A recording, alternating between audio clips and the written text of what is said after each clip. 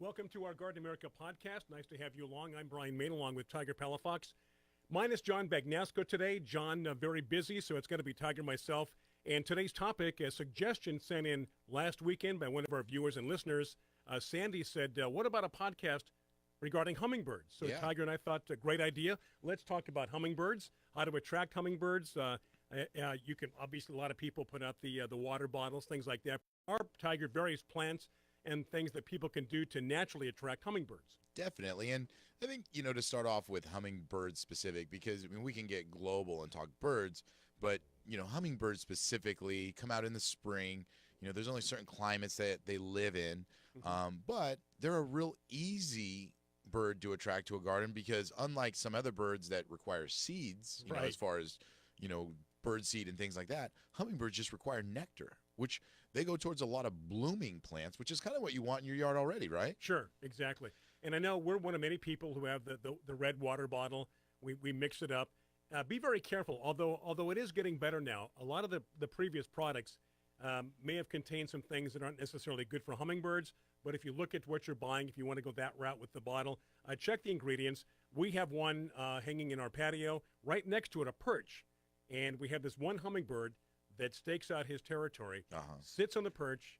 Any other hummingbirds come around, he chases them away. And they're quite aggressive with each other. And they can be quite territorial. You see videos where there's a lot of hummingbirds on one feeder, which could happen. But also, like you just mentioned, you can get a hummingbird that says, nope, that's my feeder, don't touch it. Exactly. We've had occasionally one or two on the feeder, but if he comes back around, he chases them off and sits on the perch. So, of course, that's one way that a lot of people do it. They buy the bottle, they put the red stuff in there. Sugar water, basically, is what they're putting in there, and that's how they attract them. So let's talk about, I guess, depending upon the area of the country you live in, Tiger, what are some plans? What can people do to keep hummingbirds around? Well, let's start off with saying that hummingbirds are not known to be big migratory birds. They do migrate a bit, but they are not huge migratory birds that are, going from coast to coast or north to south like some other birds. So they're very regional.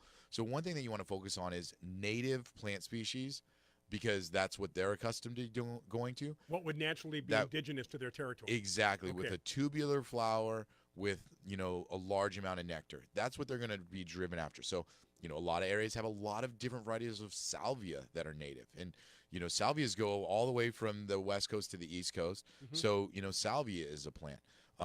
There are other kinds of, lavenders that are sometimes native to certain areas. There are all kinds of species of other flowers that are native to regions. So looking at your native flowers are where you want to start because that other thing that happens is what's important to keep them in your yard is continuous flowers. Right. So there's always a food source. Not just having something that's flowering in May and then nothing for the rest of the year. You want something in May, you want something in June, you want something in July, you want something in August. In the wintertime, they tend to, go away disperse. But again, depending on where you're at, they might be around in December and January, February, depending on your location if you're cool and mild temperatures. So something that's going to be flowering year-round. And if you are focused on that and you maybe don't have those flowering year-round plants, your feeders. Yeah, the feeders. Your feeders out there. Something to supplement that so that way throughout the whole year they have a food source because that's going to keep them, kind of going through the whole year. Sure. And again, like we mentioned, very territorial. I mean, they're like, I guess you could compare them in a sense to bees. Bees are always looking for pollen, looking for various plants that maybe would be the same kind of plant here and there that maybe a hummingbird might be attracted to, Tiger? Yeah, definitely. A bee, butterfly would be something very similar to what a hummingbird would be attracted to.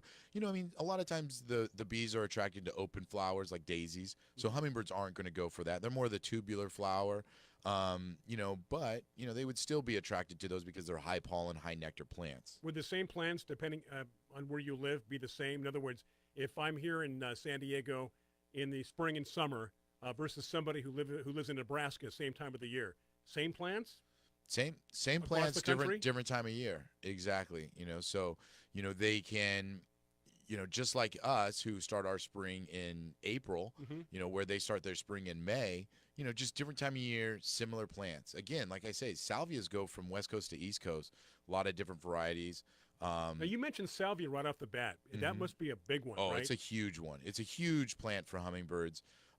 because it has that tubular shape. They're long blooming seasons. There's a lot of varieties that do staggered blooms. So some are late summer bloomers, some are early summer bloomers. And they're easy to grow. They're usually kind of low water, full sun. So here's a basic hummingbird 101 question. We'll take the salvia as an example. What is it in that salvia they're going for? The nectar. They stick the beak and they're extracting the nectar from there. Yeah, definitely. So, that's what they're going after, just like what you put in the feeder. They're going after sugar water. Sugar water, yeah. So that's what they're going after in that, So certain times of the morning, they have high concentration. Did you know that maple is harvested in the early part of the spring, and like maple syrup, because that's when the tree is pushing all of that sap through the tree and up into the plant. Later in the season, the maple syrup changes flavor, it becomes less, but that's the same thing with the nectar. The nectar on the new plants are pushing it out early, and then as they become older, they lose it, less of it. Later in the day, maybe less of it. So, that's what they're looking for, is those new flowers that have that nectar in there. I had mentioned at the top of the show, going back to the water bottle, the red sugar water, that they're getting better in terms of the ingredients that they're putting in there, because I know a lot of people say I never buy that. It's not good for them. And that's true, I guess, in some cases. I'm not sure if red dye is one of the problems they had in the past. But look at the ingredients if you're going to go the route of the water bottle and the sugar water, to make sure that what you're giving the hummingbird is at least somewhat healthy and doesn't have the bad stuff in it. Yeah, I mean, kind of like, your kids. You don't want a lot of things with preservatives or red dye in it or a bunch of chemicals, and obviously, hummingbirds aren't accustomed to getting that kind of stuff. They get it from a plant. There's no red dye number 4 in a plant. They don't need it. You can make your own too, by the way. Oh, it's just sugar and water, to some extent. And so, what are they attracted to though when they see the red bottle? Well, they got the little fake little petals on there. There's a lot of theories, right? Because why is it red? Oh, it attracts the birds. But then they're finding no, they can put clear bottles of nectar out there, and it would attract just as many hummingbirds as anything else. So, these are animals. They're nature driven, and they have their own ability. So I definitely, think that, it's not just the color and what it's shaped like. They sense it, they smell it, they can get there, and then they taste it, and they go, oh, this is what I need. And then they remember it, and then they come back to it and go back to it and back to it. And so, one of the other plants that was mentioned by one of our listeners right now on the Facebook feed was dianthus and verbena. And verbena is another good tubular plant that grows really hard. It grows really well through a lot of the areas, and lots of flowers. So, those aren't red flowers. Verbenas are purple flowers. So it's not just the color red. It's not just the color yellow. They know they use their senses. Yeah, they use their senses. They know where to get their stuff. They know what they're looking for and how to go after it. And in terms of hanging a feeder up there, well, like you said, same thing. They get used to it. They know how to get back to it. But it's funny too, when you run out of it, they're like, "No, you're out. I'll come back later when it's full." Yeah. And sure enough, they come back when it's full. It doesn't have to be red. It just has to be sugar water, basically. Yeah. I know when we mix it up, we taste it to make sure, maybe a little more, maybe a little less. So we try to do that, because I don't have enough plants in my patio personally to really fulfill the needs of what they're looking for. You mentioned salvia. You mentioned dianthus, verbena. Okay. But they go after a lot of other flowers, a lot of vines. Trumpet vines, passion vines. A lot of different vines as well. Now, what do we need to be careful of in terms of, what do we want to avoid when it comes to hummingbirds? Right? Because the reason you're doing this is you want to attract them to your yard, right? Sure. Well, number one, if you have a cat, okay, you have to be cautious. Cats obviously love to hunt birds. They'll hunt a hummingbird. They'll get one. Yeah. So that feeder, those plants, you want to make sure you put them in areas that the hummingbird can see what's coming.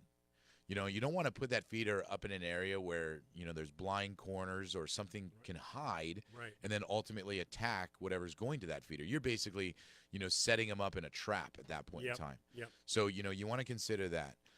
Also, aside from predators, you have to, be careful about, putting, plants or feeders out in areas where the birds, aren't going to go.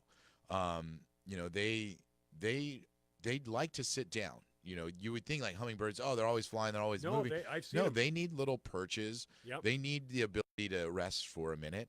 And if you provide them with a nice, safe, secure area, they'll use it. It's funny, one of these little knick-knacky things that they sell at garden centers is a little hummingbird swing. And it's just a little That's perch. what we have. I was mentioning a little perch. That's exactly what we have. And they use it. It's yeah, amazing. Absolutely. It's amazing. The one bird I told you that was kind of the dominant bird, he sits there and guards the water bottle. and I'll tell you, when you get a couple, 2 or 3 of those hummingbirds, they go back and forth, and they're nasty to each other. Yeah. They're very, they can be aggressive. Yeah. Put it that way. Yeah. And, and then, aside from the nectar, they get a lot of water from their nectar. But, it's also nice. What hummingbirds specifically like to do? A lot of people will put out a bird feeder or a water feature for birds, a little bird bath. Right. Okay. Right. Hummingbirds don't really do that. What they like, though, is a little mist. So, maybe you have a patio, you can put a little mister on there. Or when you run your sprinklers, they like that mist. And you'll see a hummingbird just darting in and out of the mist. It feels good. Must feel of the good sprinklers. Yeah. And so they like a mist as well. So, if there's any way to kind of have a mist in the garden, whether it's running your sprinklers just for a minute or two in the middle of the day, or a mister on a patio system, you'll see a lot of hummingbirds be attracted to that as well. We had, going back about 5 years, we had this, what was it? Not a rubber plant, but we had this plant that grew rather large in our patio, and it was underneath the eaves. So we had, for about 3 years in a row, we had sparrows that built a nest, laid 3 or 4 eggs. It was really cool to watch because, we could see it. After a while, with me working out in the patio every day, the birds got used to me. So the male bird, who was doing all the work, flying back and forth and gathering food and feeding, he would watch me. And if I would come outside, he would fly maybe to the tree closest to the patio and watch me. But then he got used to me, and he would come back. So fast forward now, a couple of years later, looked outside. We had a different nest out there, a really, really tiny nest, and it was hummingbirds. And to be able to watch the hummingbirds, that family grow, lay the eggs, watch them hatch. And I put some pictures up on Facebook and probably still have some of those. That was quite an experience to see not just a sparrow or a finch, but actually hummingbirds, from the time that the eggs were hatched to the time that they flew away. And Tiger, would those hummingbirds then hang around that area, basically? I mean, they were born in my patio, they were hatched in the patio, and now they're off. And sometimes I think I see them because they're hanging around that area. That is the area that they feel comfortable in and probably won't fly too far off from where they were born. No, because, like I had mentioned, hummingbirds are not huge migratory birds. Right. So they're going to be in the area and they're going to stick around.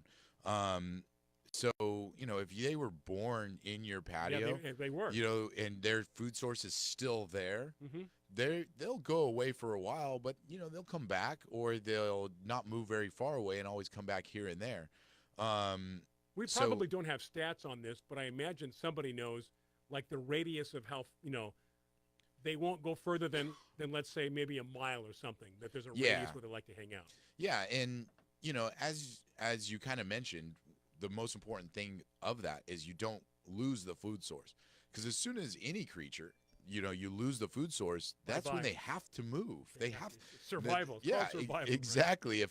If they close down your grocery store in your neighborhood, it's either find another grocery store to get to, but if there isn't one close by, you got to move to a grocery store. Sure. Absolutely. Yeah, you got to figure out how to get your food. So, and that's the hummingbird, is that it stays if its food source is still there and if it's safe, and all these other things that we're talking about. Whether it's got a perch, whether it's got a little nesting spot, whether it's got water, whether it's got food. Those are the biggest things that it looks for. And they fly extremely fast too. I would imagine, I know that some of the natural predators might be crows, certain birds, maybe falcons, or birds of prey, that if you live in an area where you have that.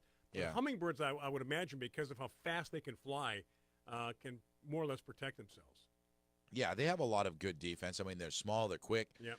They're able to hide real quick. They look like big bugs if you're not sure what you're looking at. And they're green in those those other colors that blend in with flowers really well. Right.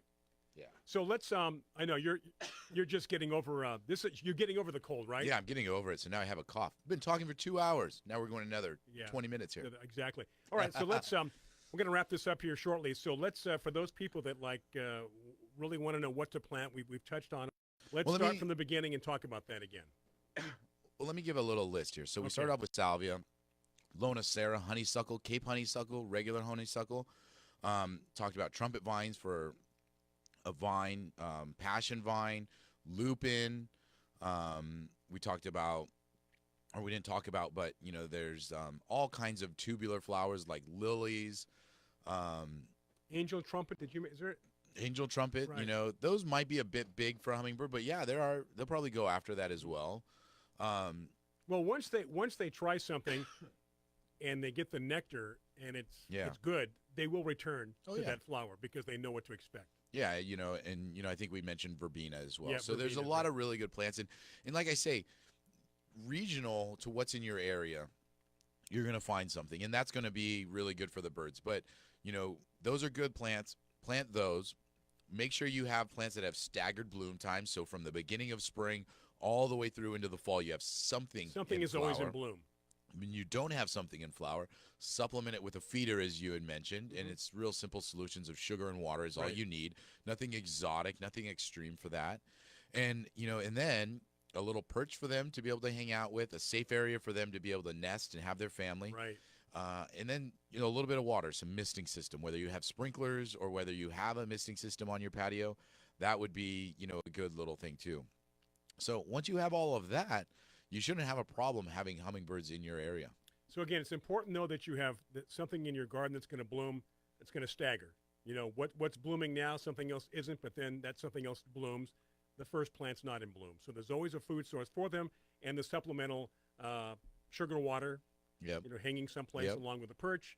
I've got everything going for us except the proper plants in my patio. So I've got the sugar water going, but we do have the perch, the little swinging perch, and they do use it. Some people say, I've never seen a hummingbird, sit still. They're always flying around. No, they do. They sit still, and they're very cool. Yeah, it's really neat. And they get really friendly. At the nursery, we sell these little feeders that you just hold, this little cup, little nectar cup. And you can hold it, and they will come to that feeder out of your hand and eat out of your hand. It's so funny you mentioned that. I have a story happened a couple of years ago. I was in the process of hanging the feeder up. So I've got all the sugar water in there, and I have this little step stool. I get on the step stool, get ready to hang it, and 2 hummingbirds flew to the feeder while I was holding it. Yeah. I'm holding so it, neat. And I'm holding it about a minute. My arm's getting tired. I'm like, okay, guys, you done? And they just looked at me. They're not afraid. No. And pretty soon they flew off and I hung it. So you're right. You can't have those experiences where, little trust, goes a long way, and they'll perch right there. And you know what? It's funny because you mentioned that, and that's such a good thing for people to know that, once you do it regularly and they start to learn who you are and they start to see that you're taking care of them, you're not a threat. It doesn't take long. I would say 3 to 4 weeks of you doing that. They will trust you, and they will come to you, and they'll, and they're such amazing little creatures. Well, I mean, it's hard to describe that feeling that you get right when that happens. Right? It's like breaking through nature's barrier. It is, because without any conversation, without any communication, you've developed this relationship with this creature that really has never been in your life before. Right. And you guys don't hang out and watch movies together. This isn't a dog or a cat, but somehow it's developed into that. Right. It's a spiritual contact is what it is. Yeah. Basically, because there's no communication. It's just, I trust you, you trust me. They see you out there every day. You're a food source. They know you're supplying the food, and they trust you. I mean, it's just like fish. People think, well, they don't have any personality. They're all the same. Trust me. If you're the one feeding them, they know you. They come up to the glass. They look at you. Just like when I come home at night, the cats want to eat, so do the fish. Same thing in the morning. And I've got a huge angelfish. I walk in that front door. He's right up against that glass going, okay, it's time to eat. Yeah. Well, we say that because you could have that same relationship with a hummingbird or many hummingbirds just by repeating and keeping the same kind of process going. Yeah, yeah. All right, so I guess good covered. And you know what? There's a lot of good notes popping up on our Facebook Live feed. Somebody put a recipe for their hummingbird feeder solution. Excellent. Thank you for that. So thank you for that, and thank you all for enjoying the podcast, and have a good weekend. Yeah, and again, I want to mention, hopefully you're watching our show, listening to our show during the week, which starts off at 8:06 Pacific time, 11:06 Eastern time zone. We do it every Saturday, and of course, every now and then, of course, we try to every other week do these podcasts. They're on Facebook. You can also archive or go to BizTalk Radio for the archive shows. And if you have any ideas for future podcasts, let us know. Unlike the radio show, we've got one topic. We delve into it. We get detailed. The link to our podcast are on the newsletter. If you get the newsletter, go to the bottom of the page and click the link. You can also download the iHeartMedia app, search for Garden America, and you can also hear our podcast that way. So for the entire crew, John, who's not here right now, Tiger Palafox, I'm Bryan Main. Thank you for tuning into this podcast. And again, we'll see you live on our show 2 weeks from today on Saturday. Till then, have a great week. Thank you for tuning in to this Garden America podcast. Take care.